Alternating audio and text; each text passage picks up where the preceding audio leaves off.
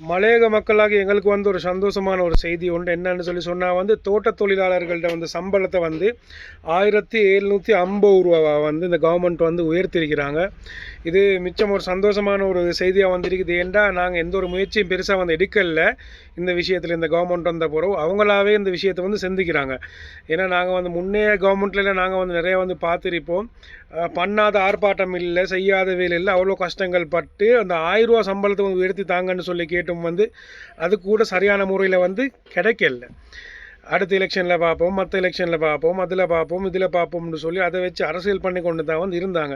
ஆனால் அந்த கவர்மெண்ட் வந்து அவங்களாவே முன் வந்து இந்த 1750 ரூபா இந்த சம்பளத்தை வந்து உயர்த்தி தந்திக்கிறாங்க. ஸோ 2026 அயவே பார்லிமெண்ட்டில் இப்போ ஜனாதிபதி வந்து சொல்லி கொண்டிருக்கிறாரு.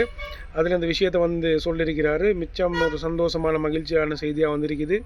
ஜனாதிபதி அவர்களுக்கு எங்களோட மலையக மக்களின் சார்பாக வந்து எங்களோட மனமார்ந்த நன்றியை வந்து தெரிவித்துக் கொள்கின்றோம்.